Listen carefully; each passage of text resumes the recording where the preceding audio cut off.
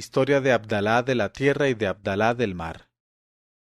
Y Sherazada dijo al rey Shahriar: Se cuenta, pero Alá es más sabio, que había un hombre, pescador de oficio, que se llamaba Abdalá, y el tal pescador tenía que mantener a sus 9 hijos y a la madre, y era pobre, muy pobre, hasta el extremo de que por toda hacienda no tenía más que su red.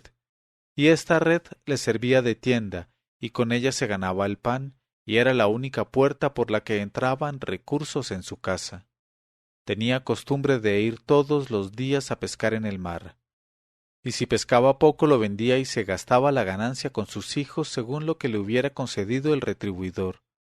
Pero si pescaba mucho, con el dinero de la ganancia hacía que su esposa cocinase una comida excelente y compraba frutas, y se lo gastaba todo con la familia, sin escatimar ni economizar, hasta que no le quedaba nada entre las manos, porque se decía: mañana nos vendrá el pan de mañana. Y así vivía al día sin anticiparse al destino del día siguiente.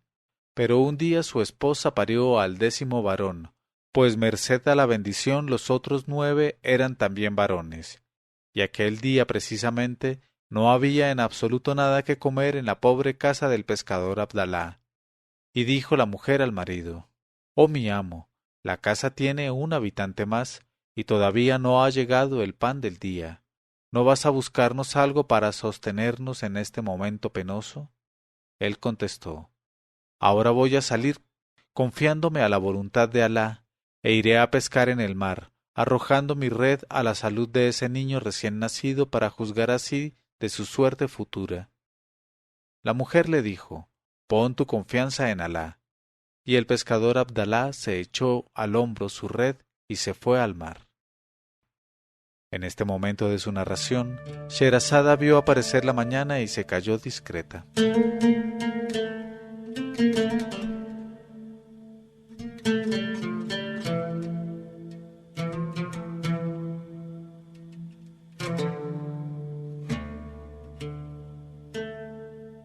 Y cuando llegó la 56ª noche, ella dijo: Y el pescador Abdalá se echó al hombro su red y se fue al mar, y arrojó al agua la red a la salud del recién nacido y dijo: Oh Dios mío, haz que su vida sea fácil y no difícil, abundante y no insuficiente. Y tras de haber esperado un momento sacó la red y la encontró llena de basura, de arena, de casquijo y de hierbas marinas, pero no vio absolutamente ni la huella de un pez grande o pequeño. Entonces se asombró y se le entristeció el alma y dijo: ¿Habrá creado Alá a ese recién nacido para no adjudicarle ninguna hacienda ni ninguna provisión? Eso no puede ser, no podrá ser nunca, porque quien ha formado las mandíbulas del hombre y le ha trazado 2 labios en la boca, no lo hizo en vano, y ha cargado con la responsabilidad de subvenir a sus necesidades, porque es el previsor, el generoso. Exaltado sea. Luego se cargó al hombro su red y fue a echarla al mar en otro sitio, y esperó un buen rato y la sacó con mucho trabajo porque pesaba mucho, y encontró en ella un burro muerto todo hinchado y exhalando un hedor espantoso. Y el pescador sintió que las náuseas le invadían el alma, y se apresuró a desembarazar de aquel burro muerto su red y alejarse hacia otro sitio lo más deprisa que pudo, diciendo: No hay recurso ni poder más que en Alá el glorioso, el Altísimo.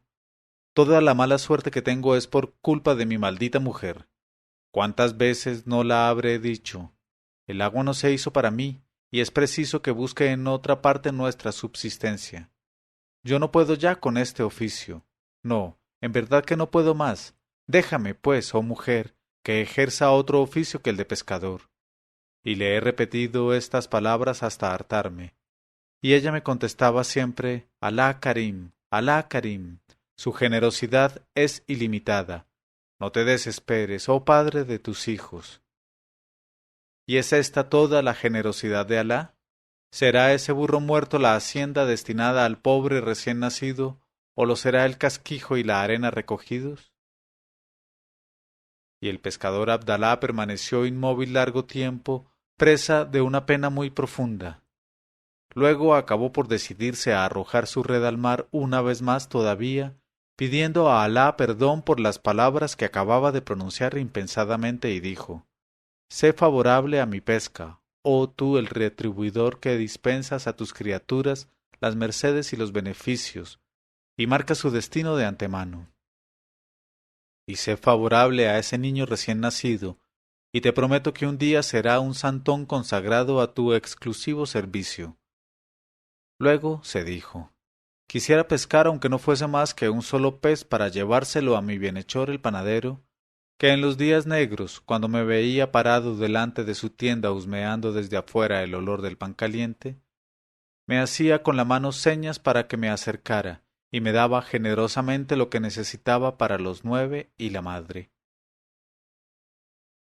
Cuando hubo echado por tercera vez su red, Abdalá estuvo esperando mucho tiempo, y se dispuso luego a retirarla.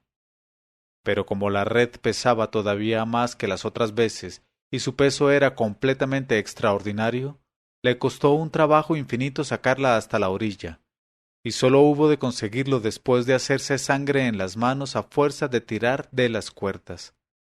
Y en el límite de la estupefacción se encontró entonces apresado entre las mallas de la red un ser humano, una damita semejante a todos los Ibu Adam, con la sola diferencia de que su cuerpo terminaba en cola de pez, pero, aparte de eso, tenía cabeza, cara, barba, tronco y brazos, como un hombre de la tierra.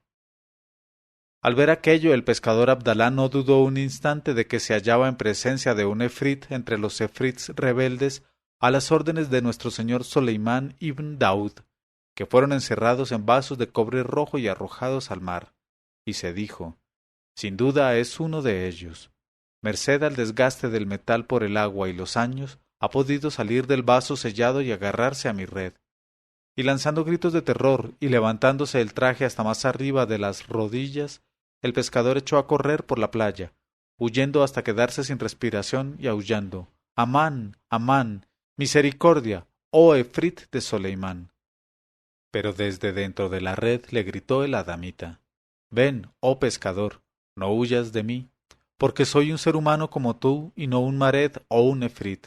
Te recompensaré espléndidamente, y Alá te lo tendrá en cuenta el día del juicio». Al oír estas palabras se calmó el corazón del pescador y dejó de huir, y volvió hacia su red, pero a pasos lentos, avanzando con una pierna y retrocediendo con la otra. Y dijo a la damita cogido en la red: «¿No eres entonces un geni entre los gen?». En este momento de su narración, Sherazada vio aparecer la mañana y se calló discreta.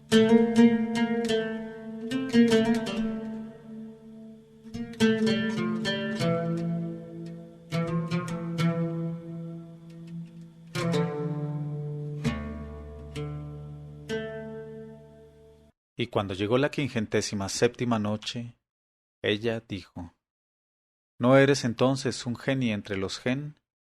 El otro contestó: «No, por cierto, soy un hermano que cree en Alá y en su enviado». Abdalá preguntó: «Pues entonces, ¿quién te ha tirado al mar?».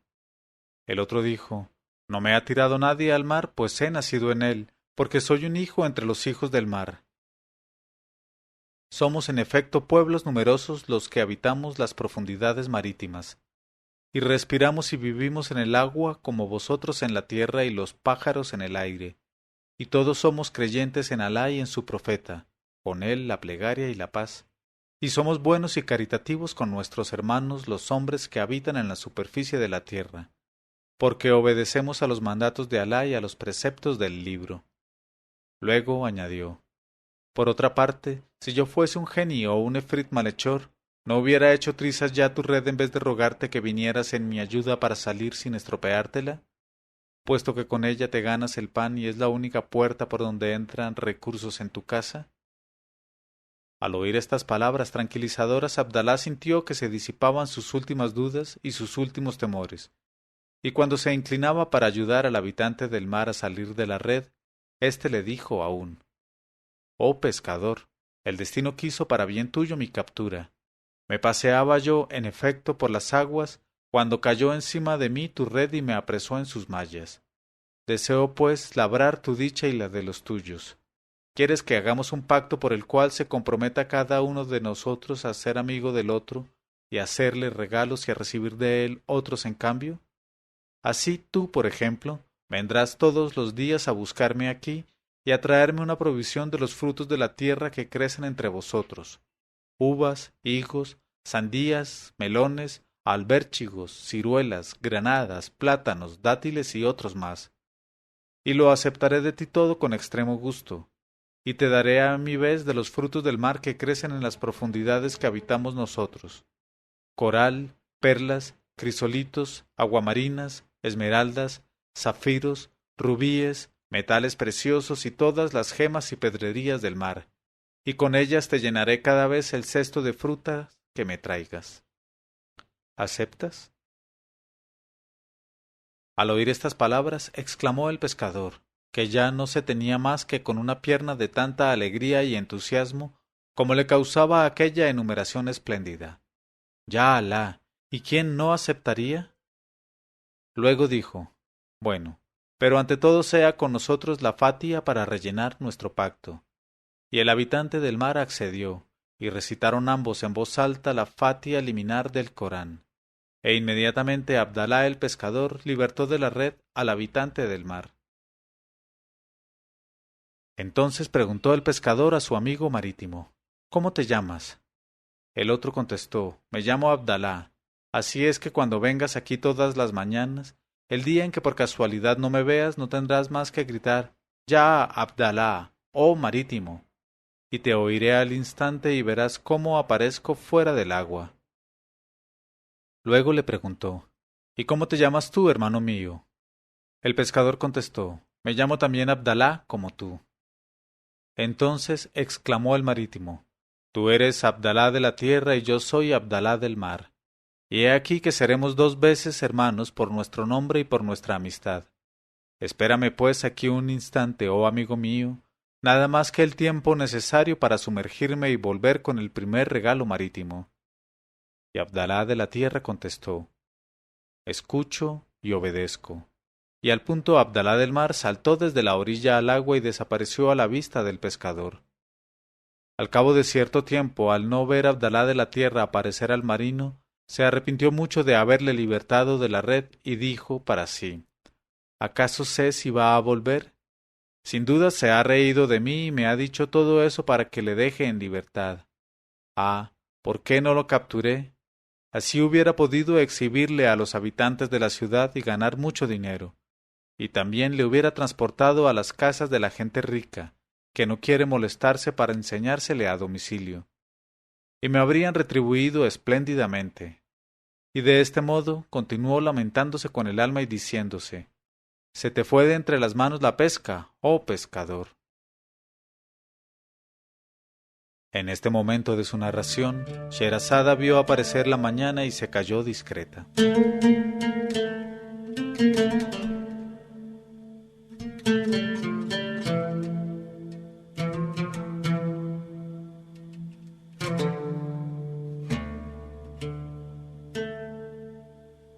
Pero cuando llegó la 58ª noche, ella dijo: Se te fue de entre las manos la pesca, oh pescador.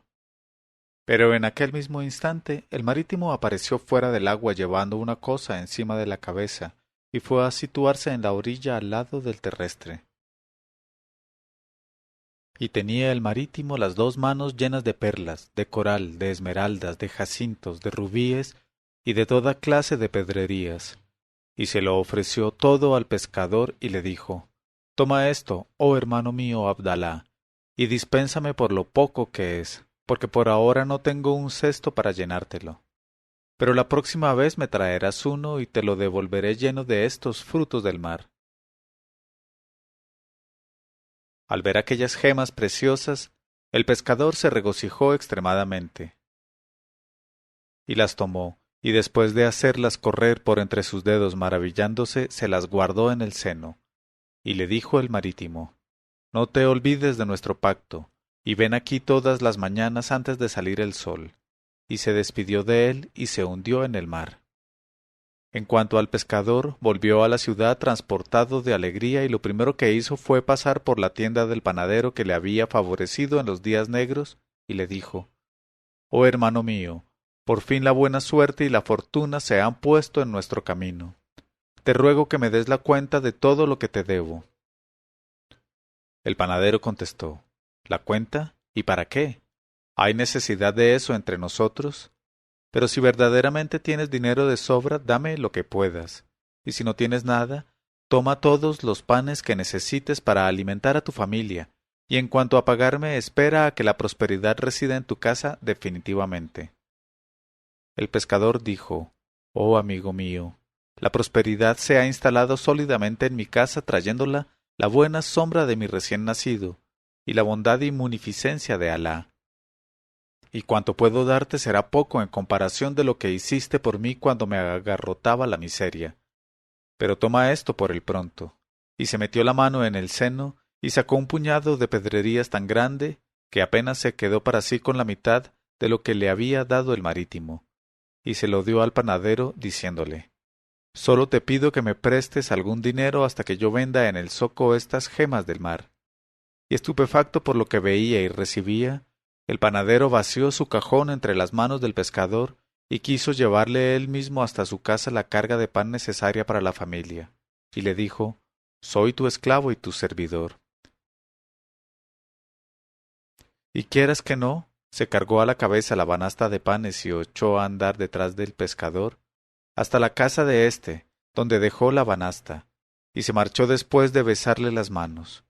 En cuanto al pescador, entregó a la madre de sus hijos la banasta de panes, y luego se fue a comprarles carne de cordero, pollos, verduras y frutas, e hizo que su esposa guisara una comida extraordinaria aquella noche. Y comió admirablemente con sus hijos y su esposa, regocijándose hasta el límite del regocijo con la llegada de aquel recién nacido que llevaba consigo la fortuna y la dicha. Tras de lo cual Abdalá contó a su esposa cuanto le había acaecido, y cómo terminó la pesca con la captura de Abdalá del mar, y toda la aventura, en fin, con sus menores detalles. Y acabó por ponerle en las manos lo que le quedaba del regalo precioso de su amigo el habitante del mar.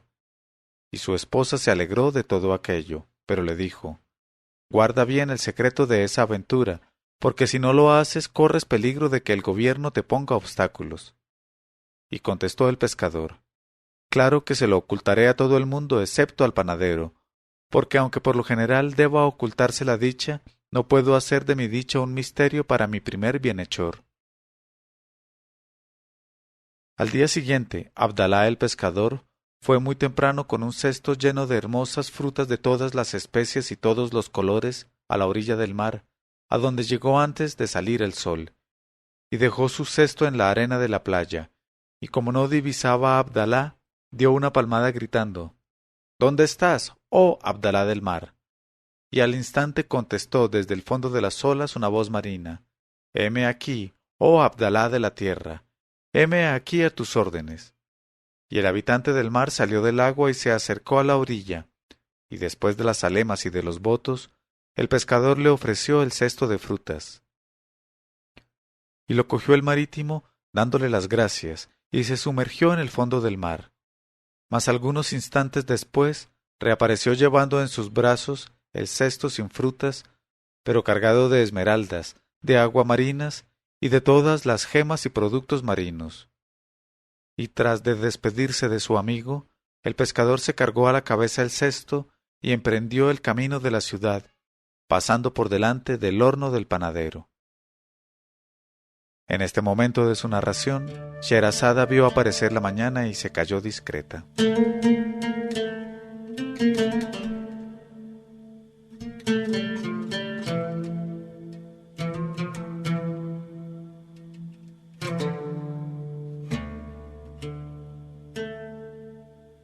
Y cuando llegó la 59ª noche, ella dijo: y tras de despedirse de su amigo el pescador, se cargó a la cabeza el cesto y emprendió el camino de la ciudad, pasando por delante del horno del panadero, y dijo a su antiguo bienhechor: «La paz sea contigo, oh padre de manos abiertas». El otro contestó: y contigo la paz, las gracias de Alá y sus bendiciones, oh rostro de buen augurio. Acabo de mandar a tu casa una bandeja con 40 pasteles que he cocido especialmente para ti, y en cuya pasta no economicé la manteca clarificada, la canela, el cardamomo, la nuez moscada, la cúrcuma, la artemisa, el anís y el hinojo. Y el pescador metió la mano en el cesto del cual salían 1000 resplandores fulgurantes, cogió 3 grandes puñados de pedrerías y se los entregó. Prosiguió luego su camino y llegó a su casa, y allí dejó su cesto, escogió la piedra más hermosa de cada especie y de cada color, lo puso todo en un pedazo de tela y se fue al zoco de los joyeros. Y se paró ante la tienda del jeique de los joyeros, le mostró las maravillosas pedrerías y le dijo, ¿me las quieres comprar? El jeique de los joyeros miró al pescador con ojos llenos de desconfianza y le preguntó, ¿tienes más? El pescador contestó, en casa tengo un cesto lleno. El otro preguntó, ¿y dónde está tu casa? El pescador contestó, como casa, por Alá que no la tengo, sino sencillamente una choza de tablas podridas que está situada al extremo de cierta calle junto al zoco del pescado. Al oír estas palabras del pescador, el joyero gritó a sus dependientes, «Detenedle, es el ladrón a quien se acusa de haber robado las alhajas de la reina, la esposa del sultán». Y les ordenó que le administraran una paliza, y le rodearon todos los joyeros y mercaderes y le injuriaron. Y decían unos, «Sin duda fue él quien robó en el mes último la tienda del Hadi Hassan». Y decían otros, «También fue este miserable quien limpió cierta tienda». Y cada cual contaba la historia de un robo cuyo autor no fue habido, y se lo atribuía al pescador. Y durante todo aquel tiempo, el pescador guardaba silencio y no hacía ningún gesto para negar. Y después que hubo recibido la paliza preliminar, dejó que le arrastrara a presencia del rey el jeique joyero, que quería obligarle a declarar sus crímenes y hacer que le colgaran a la puerta del palacio. Llegados que fueron al diván, el jeique de los joyeros dijo al rey, «Oh rey del tiempo, cuando desapareció el collar de la reina, mandaste que nos avisaran y nos encargaste que buscáramos al culpable.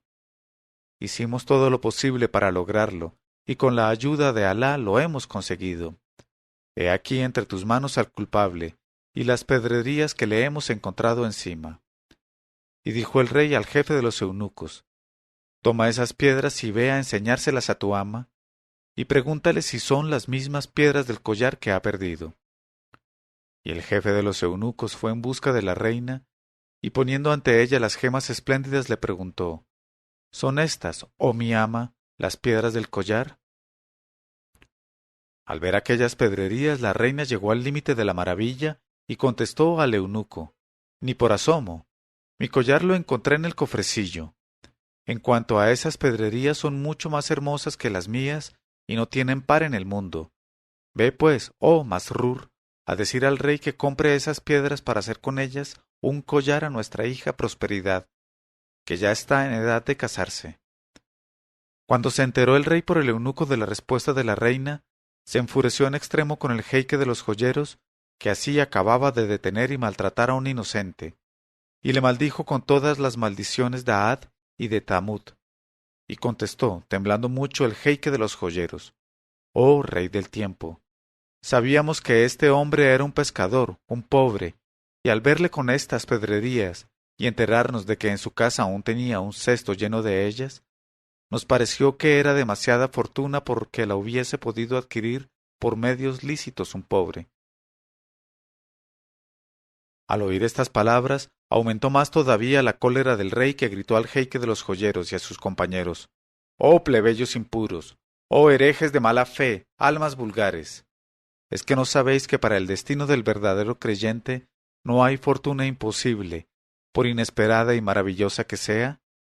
Ah, malvados, y os apresuráis así a condenar a este pobre, sin oírle ni examinar sus circunstancias, con el falso pretexto de que esa fortuna es demasiado cuantiosa para él. Y le motejáis de ladrón, y le deshonráis entre sus semejantes, y ni por un instante se os ocurre pensar que nunca obra con parsimonia Alá el exaltado cuando distribuye sus favores. ¿Acaso conocéis la capacidad de abundancia de los manantiales infinitos de que extrae sus beneficios el Altísimo, oh estúpidos ignorantes, para juzgar así con arreglo a vuestros cálculos mezquinos de criaturas de barro el total de pesas puestas en la balanza de un destino dichoso? Idos, miserables, alejaos de mi presencia, y pluguiera a Alá privaros de sus bendiciones para siempre. Y los expulsó ignominiosamente. Y esto en cuanto a ellos. En este momento de su narración, Sherazada vio aparecer la mañana y se calló discreta.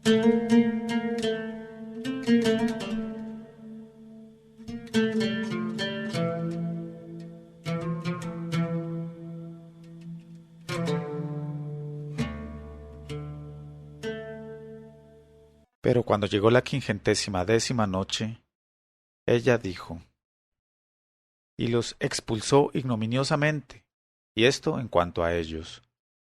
He aquí ahora lo referente a Abdalá. Encaróse el rey con él y antes de hacerle la menor pregunta le dijo, «Oh pobre, que Alá te bendiga con los dones que te hizo. La seguridad está contigo, yo soy quien te la da».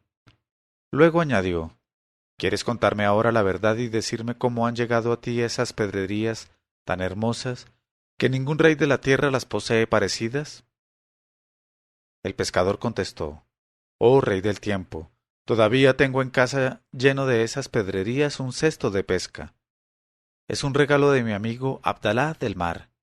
Y contó al rey toda su aventura con el marítimo sin omitir un detalle, pero no hay utilidad en repetirla. Luego añadió, «Porque hice con él un pacto sellado con la recitación de la Fatiha del Corán, y por ese pacto me he comprometido a llevarle todas las mañanas por la aurora un cesto lleno de frutos de la tierra, y él se ha comprometido a llenarme el cesto con frutos del mar, como son estas pedrerías que ves». Al oír del pescador semejantes palabras, el rey maravillóse de la generosidad del donador para con sus creyentes y dijo, «Oh pescador, era tu destino. Pero déjame decirte que la riqueza exige que se la proteja, y que el rico debe tener una categoría alta. Quiero ponerte, pues, bajo mi protección mientras dure mi vida, y hasta hacer algo más, porque no puedo responder del porvenir, y no sé la suerte que te reservará mi sucesor si muero o se me desposee del trono. Posible es que te mate por codicia y por amor a los bienes de este mundo. Quiero, pues, ponerte a salvo de las vicisitudes de la suerte mientras viva yo. Y el medio mejor creo que es casarte con mi hija Prosperidad, que es una joven púber, y nombrarte mi gran visir, legándote así directamente el trono antes de mi muerte». Y contestó el pescador, «Escucho y obedezco». Entonces llamó el rey a los esclavos y les dijo, «Conducid al hammam a este que es vuestro amo». Y los esclavos condujeron al pescador al hammam del palacio y le bañaron cuidadosamente, y le vistieron con vestiduras reales, y le llevaron de nuevo a presencia del rey, que le nombró inmediatamente gran visir, y le dio las instrucciones precisas para su nuevo cargo. Y Abdalá contestó, «Tus advertencias, oh rey, son mi norma de conducta, y tu benevolencia es la sombra en que me cobijo». Despachó luego el rey para la casa del pescador correos y guardias numerosos, con tañedores de pífano, de clarinete, de címbalos, de bombo y de flauta, y mujeres expertas en el arte de la vestimenta y de los atavíos, con encargo de vestir y ataviar a la mujer del pescador y a sus 10 hijos, colocándoles en un palanquín llevado por 20 negros, y conduciéndoles al palacio acompañados por un cortejo espléndido y con músicos. Y se ejecutaron sus órdenes, y se colocó en un suntuoso palanquín a la esposa del pescador, que llevaba al pecho a su recién nacido y a sus otros 9 hijos, y precedida por el cortejo de guardias y músicos, y acompañada por las mujeres puestas a su servicio y por las esposas de emires y notables, se la condujo a palacio donde estaba esperándola la reina, que la recibió con agasajos infinitos, mientras el rey recibía a los hijos y se los sentaba por turno en las rodillas y les acariciaba paternalmente, con tanto gusto como si fueran sus propios hijos. Y por su parte, la reina quiso demostrar su afecto a la esposa del nuevo gran visir, y la puso al frente de todas las mujeres del harem, nombrándola gran visira de sus dependencias. Tras de lo cual, el rey, que tenía por única hija a Prosperidad, se apresuró a mantener su promesa, concediéndosela en matrimonio como segunda esposa al visir Abdalá, y con esta ocasión dio una gran fiesta al pueblo y a los soldados, haciendo adornar e iluminar la ciudad. Y aquella noche conoció Abdalá las delicias de la carne joven, y la diferencia que hay entre la virginidad de una joven hija del rey y la rancia piel curtida con que se desahogó él hasta entonces. Pero al día siguiente, por la aurora, habiéndose despertado el rey antes de su hora habitual a causa de las emociones de la víspera, se asomó a su ventana y vio que su nuevo gran visir, el esposo de su hija Prosperidad, salía del palacio llevando a la cabeza un cesto de pesca lleno de frutas, y le llamó y le preguntó: ¿Qué llevas ahí, oh yerno mío? En este momento de su narración, Sherazada vio aparecer la mañana y se calló discreta.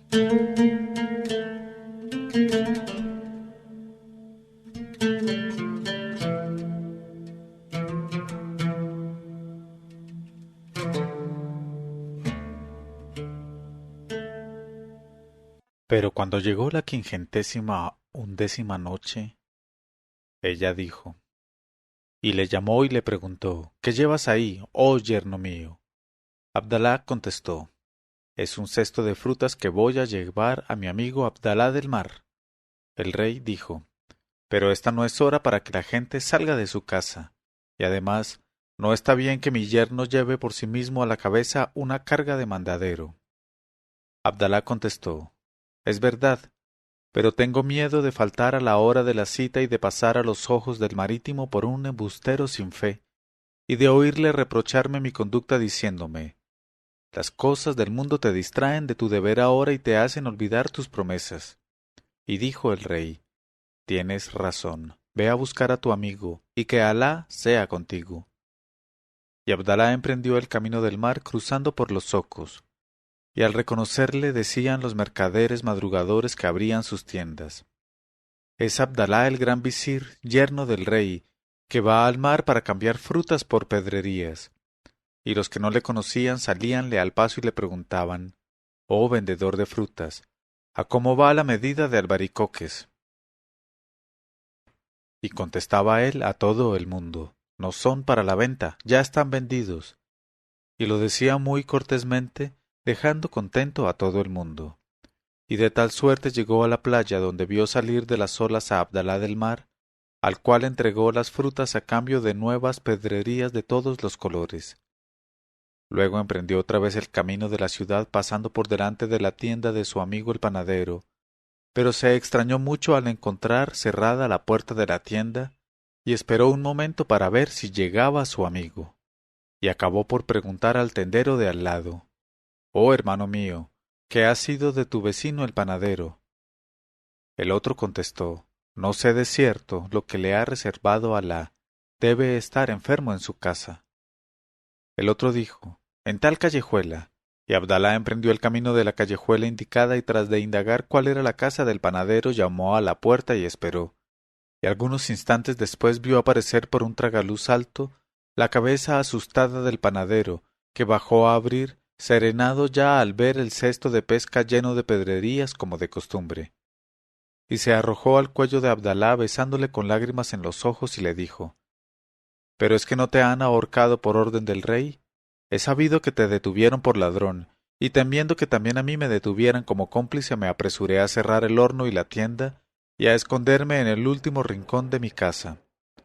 Pero explícame, ya, oh amigo mío, a qué se debe el que estés vestido como un visir.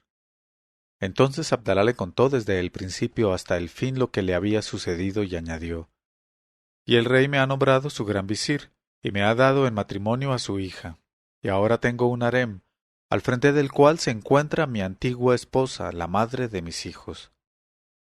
Después dijo: Toma este cesto con todo su contenido. Te pertenece porque así está escrito hoy en tu destino. Luego le dejó y volvió a palacio con el cesto vacío. Cuando el rey le vio llegar con el cesto vacío, le dijo riendo: Ya lo ves, tu amigo el marítimo te ha abandonado. Abdalá contestó: Al contrario, Las pedrerías con que me ha llenado hoy el cesto eran superiores en belleza a las de los demás días, pero se las he dado todas a mi amigo el panadero, que en otro tiempo, cuando me afligía la miseria, me alimentó, y alimentó a mis hijos y a la madre de mis hijos. Y yo a mi vez, por lo mismo que él fue misericordioso en los días de mi pobreza, no le olvido en los días de mi prosperidad. Pues por Alá, que quiero dar fe de que nunca hirió él mi susceptibilidad de trabajador pobre. Y extremadamente edificado le preguntó el rey, ¿cómo se llama tu amigo? Abdalá contestó, se llama Abdalá el panadero, como yo me llamo Abdalá el terrestre y como mi amigo del mar se llama Abdalá el marítimo. Al oír estas palabras el rey se maravilló y se estremeció y exclamó, ¿y cómo yo me llamo el rey Abdalá? Y como todos nos llamamos servidores de Alá, pero como todos los servidores de Alá son iguales ante el Altísimo y hermanos por la fe y el origen, quiero, oh Abdalá de la tierra, que vayas enseguida a buscar a tu amigo Abdalá el panadero, a fin de que le nombre yo mi segundo visir. Al punto fue Abdalá el terrestre a buscar a su amigo Abdalá el panadero, a quien acto seguido revistió el rey con las insignias del visirato, nombrándole su visir de la izquierda, como Abdalá el terrestre era su visir de la derecha. Y el antiguo pescador Abdalá llenó sus nuevas funciones con todo el brillo deseable, sin olvidarse ni un solo día de ir en busca de su amigo Abdalá del mar y de llevarle un cesto con frutas de la estación, a cambio de un cesto con metales preciosos y pedrerías. Y cuando ya no hubo frutas en los jardines, ni las tenían tampoco los vendedores de primicias, llenó el cesto con pasas, almendras, avellanas, cacahuetes, nueces, higos secos, albaricoques secos y confituras secas de toda especie y colores. Y cada vez volvía llevando a la cabeza el cesto lleno de joyas como de costumbre. Y esto duró el espacio de un año. Pero un día, llegado que fue Abdalá de la tierra a la playa por la aurora, como siempre, se sentó junto a su amigo Abdalá el marítimo y se puso a charlar con él acerca de las costumbres de los habitantes del mar. En este momento de su narración, Sherazada vio aparecer la mañana y se calló discreta.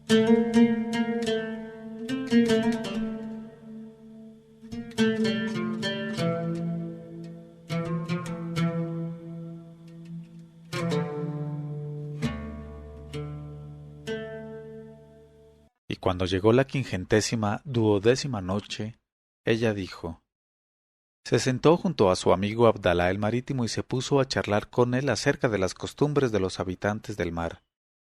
Y entre otras cosas le dijo, oh hermano mío, oh marítimo, ¿es muy hermoso el sitio donde vives?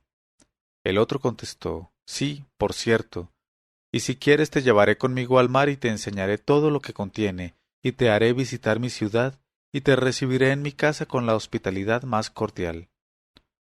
Y contestó Abdalá de la tierra, oh hermano mío, tú te criaste en el agua y el agua es tu morada, por eso no te incomoda habitar en el mar, pero antes de que yo responda a tu invitación, ¿podrías decirme si no sería para ti extremadamente funesto residir en la tierra?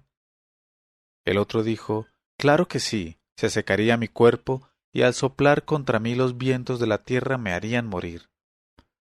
El terrestre dijo, pues a mí me pasa igual, me he criado en la tierra y la tierra es mi morada, por eso no me incomoda el aire de la tierra, pero si entrase contigo en el mar, penetraría el agua dentro de mí y me ahogaría y moriría. El marítimo contestó, no tengas ningún temor por eso, pues te traeré un ungüento con el que te untarás el cuerpo, y el agua no tendrá sobre ti ningún poder sofocante, aun cuando hubieras de pasar en ella el resto de tu vida. Y de esa manera podrás sumergirte conmigo y recorrer en todos los sentidos el mar, y dormir en él, y despertarte en él, sin que nunca te venga mal alguno por ninguna parte. Al oír estas palabras el terrestre dijo al marítimo, en ese caso no tengo inconveniente en sumergirme contigo. Tráeme, pues, el ungüento consabido para que lo ensaye. El marítimo contestó, eso es lo que voy a hacer. Y se llevó el cesto de frutas y se metió en el mar, para volver al cabo de unos instantes llevando en las manos una vasija llena de un ungüento parecido a la grasa de las vacas y de un color amarillo como el oro, y de un color absolutamente delicioso. y preguntó a Abdalá de la tierra, ¿con qué se compone este ungüento? El otro contestó, se compone con grasa del hígado de una especie entre las especies de peces que se llama dandana. Y este pez dandana es el más enorme de todos los peces del mar, hasta el extremo de que de un solo bocado devoraría sin dificultad lo que vosotros los terrestres llamáis un elefante o un camello. Y exclamó asustado el antiguo pescador, ¿y qué come ese funesto animal, oh hermano mío? El otro contestó, de ordinario se come a los animales más pequeños que nacen en las profundidades, porque ya sabes el proverbio que dice, los fuertes se comen a los débiles. El terrestre dijo, ¿verdad dices? Pero, ¿hay entre vosotros muchos de esos dandanas? El otro contestó, millares y millares, cuyo número sólo Alá lo sabe. El terrestre exclamó, entonces dispénsame de hacerte esa visita, oh hermano mío, porque tengo miedo de encontrarme con alguno de esa especie y que me coma. El marítimo dijo, no tengas ningún miedo, porque el pez dandana, aunque es de una ferocidad terrible, teme a Ibn Adán, cuya carne es para él un veneno violento. El antiguo pescador exclamó, ya Alá, pero ¿de qué me servirá ser un veneno violento para el dandana, cuando ya me haya devorado el dandana? El marítimo contestó, no tengas el menor temor por el dandana, porque nada más que con ver a Ibn Adán se pone en fuga en tanto como le teme, y además, como estarás ungido con su grasa reconocerás su olor y no te hará daño. Y conquistado por las seguridades que le daba su amigo, dijo el terrestre, pongo mi confianza en Alá y en ti. Y se desnudó y abrió en la arena un agujero donde metió su ropa, a fin de que no se la robase nadie durante su ausencia. Tras de lo cual se untó con el ungüento consabido, desde la cabeza hasta los pies, sin olvidarse de las más pequeñas aberturas, y hecho esto dijo al marítimo, ya estoy listo, oh hermano mío. Entonces Abdalá del mar cogió del brazo a su compañero y se sumergió con él en las profundidades marinas. En este momento de su narración, Sherazada vio aparecer la mañana y se calló discreta.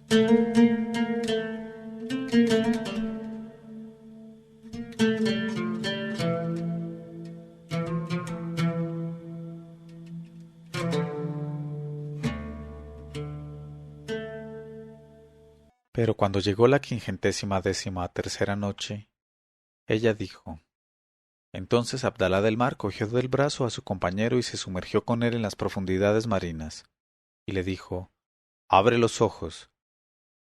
Y como el terrestre no se sintió sofocado ni abrumado por el peso enorme del mar, y como allá dentro respiraba mejor que bajo el cielo, comprendió que era realmente impenetrable para el agua, y abrió los ojos, y desde aquel instante fue huésped del mar, y vio desplegarse el mar por encima de su cabeza, como un pabellón de esmeralda, al igual que en la tierra reposaba sobre las aguas el admirable azur, y a sus pies extendíanse las regiones submarinas que no había violado desde la creación ninguna mirada terrestre, y reinaba una gran serenidad en las montañas y llanuras del fondo, y era delicada la luz que se bañaba en las transparencias infinitas y el esplendor de las aguas en torno de los seres y de las cosas.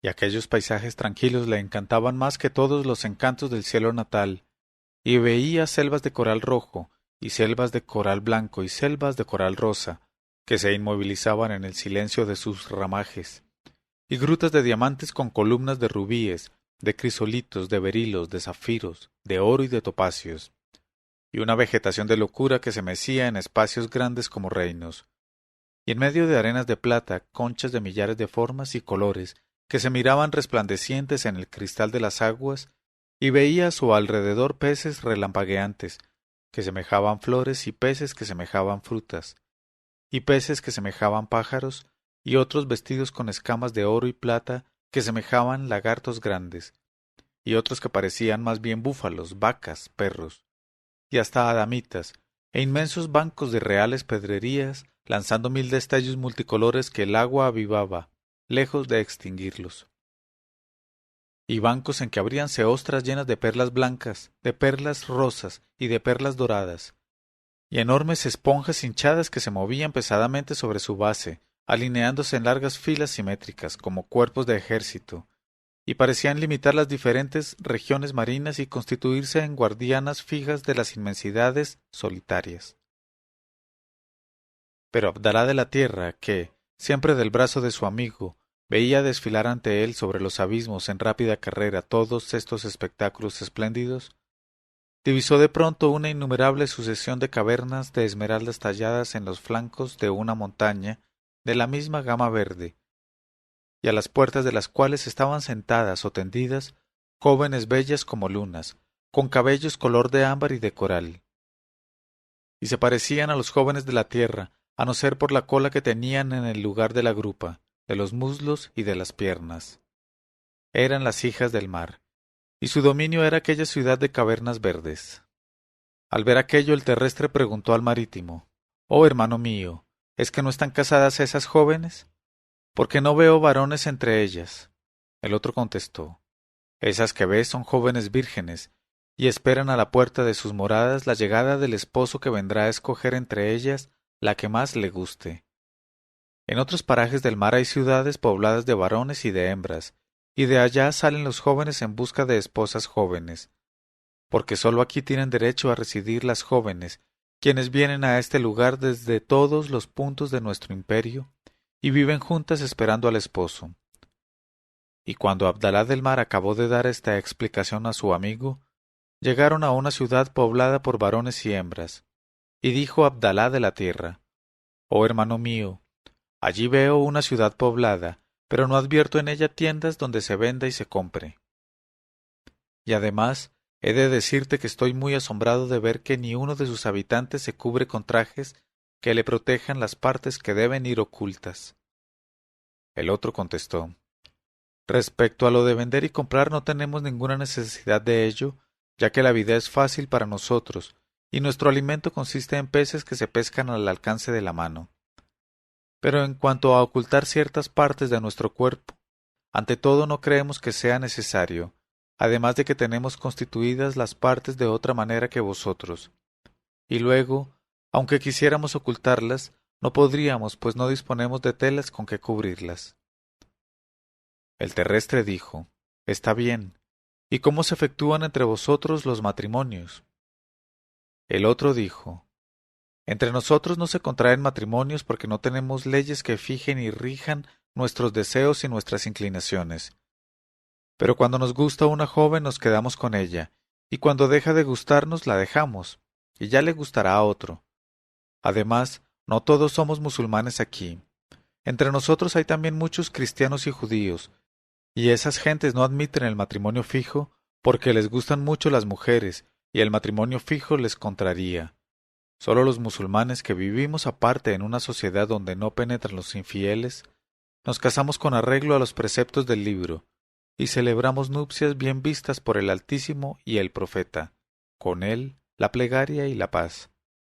Pero, oh hermano mío, quiero hacerte llegar cuanto antes a nuestra ciudad, porque si 1000 años invirtiera en mostrarte los espectáculos de nuestro imperio y las ciudades que le pueblan, no acabaría mi tarea en ese tiempo, ni podrías formarte una idea aproximada de lo que es». Y dijo el terrestre: «Sí, date prisa, hermano mío, porque además tengo hambre y no puedo comer pescados crudos como haces tú». Y preguntó el marítimo: «¿Y cómo coméis entonces el pescado los terrestres?». El otro contestó: «Lo asamos o lo freímos en aceite de oliva o en aceite de sésamo». Y el marítimo se echó a reír y dijo: «¿Y cómo nos arreglaríamos nosotros, que habitamos en el agua, para tener aceite de oliva o de sésamo y freír pescado en una lumbre que no se apagara?». El terrestre dijo: «Tienes razón, hermano mío. Te ruego pues que me conduzcas cuanto antes a tu ciudad que no conozco». Entonces Abdalá el marítimo. En este momento de su narración, Sherazada vio aparecer la mañana y se calló discreta.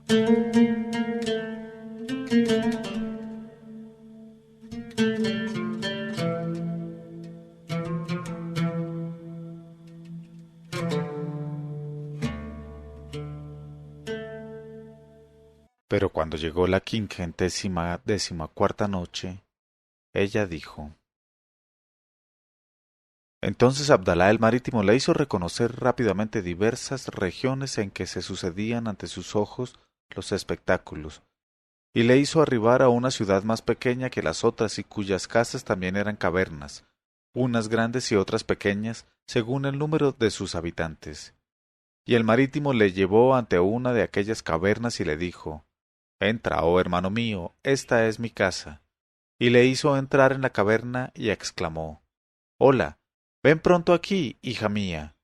Y saliendo de detrás de una floresta de coral rosa, se acercó a ellos al punto una joven con largos cabellos flotantes, bellos senos, vientre admirable, cintura graciosa y hermosos ojos verdes, de largas pestañas negras. Pero como todos los habitantes del mar, tenía en lugar de grupa y piernas una cola de pez, y al ver al terrestre se paró sobrecogida y le miró con inmensa curiosidad. Luego acabó por echarse a reír y exclamó: Oh padre mío, ¿quién es ese individuo sin cola que nos traes?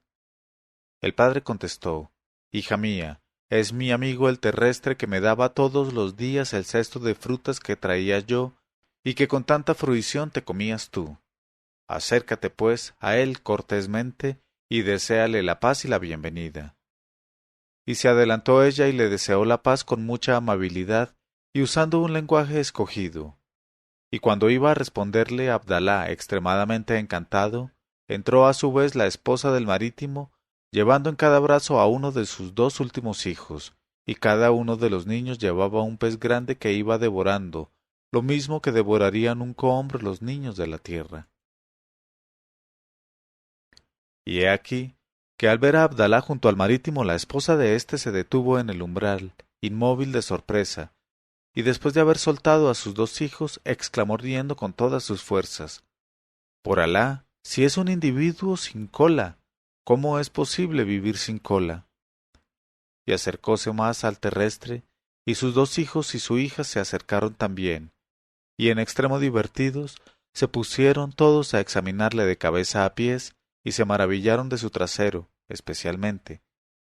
Y en extremo divertidos, se pusieron todos a examinarle de cabeza a pies, y se maravillaron de su trasero especialmente, ya que toda su vida habían tenido ellos trasero ni otra cosa que se pareciese a un trasero. Y los niños y la joven, que en un principio asustáronse un poco de aquella protuberancia, se atrevieron hasta a tocarla con los dedos varias veces, de tanto como les intrigaba y divertía, y se reían entre sí de semejante cosa y decían: Es un individuo sin cola, y bailaban de alegría. Así es que Abdalá de la Tierra acabó por enfadarse al ver aquellos modales y aquella desvergüenza, y dijo a Abdalá del Mar: Oh hermano mío, ¿es que me has traído hasta aquí para que sea la irrisión de tus hijos y de tu esposa? El otro contestó: Te pido perdón, hermano mío, y te ruego que me dispenses y no hagas caso de los modales de estas dos mujeres y estos dos niños, porque tienen una inteligencia defectuosa. Luego se encaró con sus hijos y les gritó: Callaos, y les infundió miedo y se callaron. Entonces dijo el Marítimo a su huésped: No te asombres, sin embargo, de lo que veas, oh hermano mío, porque entre nosotros no hay quien no tenga cola. Y he aquí que a raíz de estas palabras llegaron 10 adultos gruesos y vigorosos, que dijeron al dueño de la casa: Oh Abdalá, el rey del mar acaba de saber que tienes en tu casa a un individuo sin cola entre los individuos sin cola de la tierra, ¿es cierto? El interpelado contestó: Es cierto, y ahí le tenéis delante de vosotros, es mi amigo y mi huésped, y al instante voy a llevarle a la playa de donde le saqué. Los otros dijeron: Guárdate de hacerlo, que el rey nos ha enviado a buscarle, pues desea verle y examinar su contextura. Y parece ser que por detrás tiene una cosa extraordinaria y otra cosa más extraordinaria todavía por delante. Y el rey quisiera ver ambas cosas y saber qué nombre tienen. Al oír estas palabras, Abdalá del Mar se encaró con su huésped y le dijo: Oh hermano mío, dispénsame, porque ya ves que no tengo excusa. No podemos desobedecer las órdenes de nuestro rey. El terrestre dijo: Me da mucho miedo ese rey ¿Que acaso se enfade porque tengo cosas que él no tiene y decretará mi perdición en vista de eso? El marítimo dijo, yo estaré allí para protegerte y hacer de manera que no sufras ningún daño. El terrestre dijo, me someto a tu decisión entonces y pongo mi confianza en Alá y te sigo. Y el marítimo se llevó a su huésped y le condujo a la presencia del rey. Cuando el rey vio al terrestre le dio tanta risa que estuvo a punto de caerse. Luego dijo, bienvenido seas entre nosotros, oh individuo sin cola. Y todos los altos dignatarios que rodeaban al rey se reían mucho y se mostraban unos a otros con el dedo el trasero del terrestre diciendo, sí, por Alá, es un individuo sin cola. Y le preguntó el rey, ¿cómo no tienes cola? No lo sé, oh rey, pero así somos todos los habitantes de la tierra. El rey preguntó, ¿y cómo llamáis a eso que tenéis por detrás en lugar de la cola? Abdalá contestó, unos lo llaman culo y otros trasero, en tanto que otros lo pluralizan y lo llaman nalgas, por constar de dos partes. Y le preguntó el rey, ¿y para qué os sirve ese trasero? Abdalá contestó, sencillamente para sentarnos cuando estamos cansados. Pero en las mujeres resulta un adorno muy apreciado. El rey preguntó, ¿y eso de adelante cómo se llama? Abdalá dijo, el zib. El rey preguntó, ¿y para qué os sirve ese zib? Abdalá contestó, tiene muchos usos de todas clases y que no puedo explicar por consideración al rey. Pero son tan necesarios esos usos que en nuestro mundo nada se estima tanto en el hombre como un zib de valor, de la misma manera que en la mujer nada se aprecia tanto como un trasero de importancia. Y al oír estas palabras el rey y los que le rodeaban echáronse a reír extremadamente, y sin saber qué decir ya, Abdalá el terrestre alzó al cielo los brazos y exclamó, loores a Alá que ha creado el trasero para que un mundo fuera una gloria y en otro un objeto de escarnio. Loores a Alá que ha creado el trasero para que en un mundo fuera una gloria y en otro un objeto de escarnio. En este momento de su narración, Sherazada vio aparecer la mañana y se calló discreta.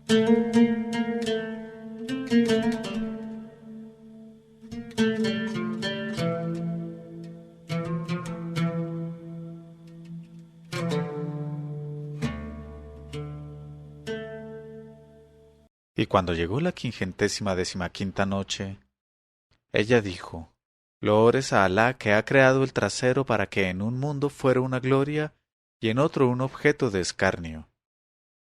Y muy molesto por haber servido para satisfacer la curiosidad de los habitantes del mar, no sabía ya qué hacer de su persona, de su trasero y de lo demás, y pensaba para su ánima, por Alá, que quisiera estar lejos de aquí o tener algo con qué cubrir mi desnudez.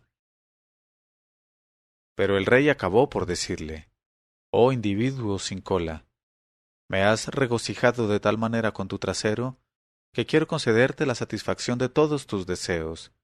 Pídeme, pues, cuanto quieras. Abdalá contestó, quisiera dos cosas, oh rey, volver a la tierra y llevarme conmigo muchas joyas del mar. Y dijo Abdalá el marítimo, además, oh rey, mi amigo no ha comido nada desde que está aquí, y no le gusta la carne de pescado cruda. Entonces dijo el rey, que le den cuantas joyas desee y que se le transporte al lugar de donde vino. Al punto todos los marítimos se apresuraron a llevar conchas grandes y vacías, y llenándolas de pedrerías de todos colores preguntaron a Abdalá el terrestre, ¿dónde hay que llevarlas? El aludido contestó, no tenéis más que seguirme y seguir a mi amigo Abdalá, vuestro hermano, que va a llevarme el cesto lleno con esas pedrerías como acostumbra hacerlo. Luego se despidió del rey y acompañado de su amigo y seguido por todos los marítimos portadores de conchas llenas de pedrerías, salió del imperio marino y se remontó a la vista del cielo.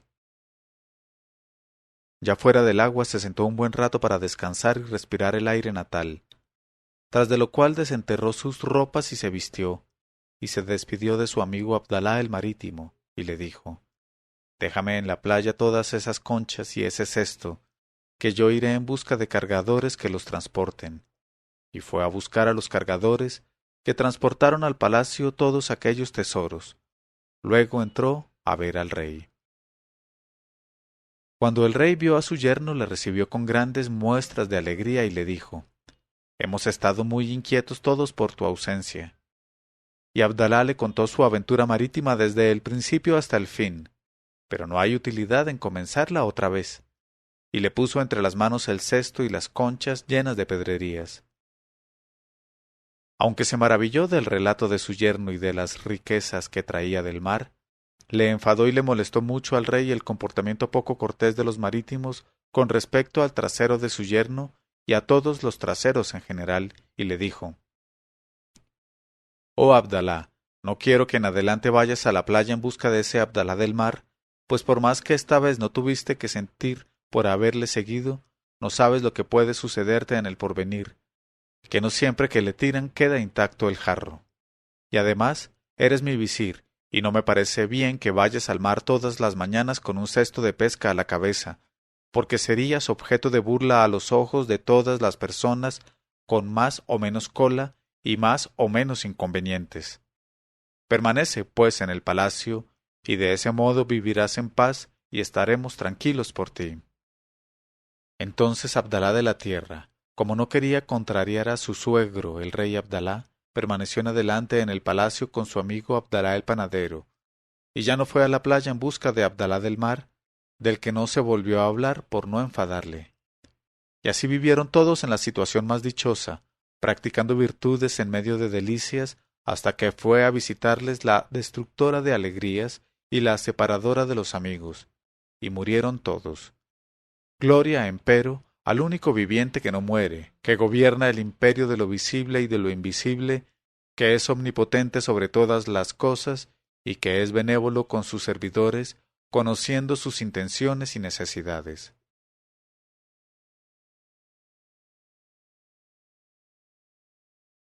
Leyó Mauricio Duque Arrubla. 1001noches.co 1001noches.co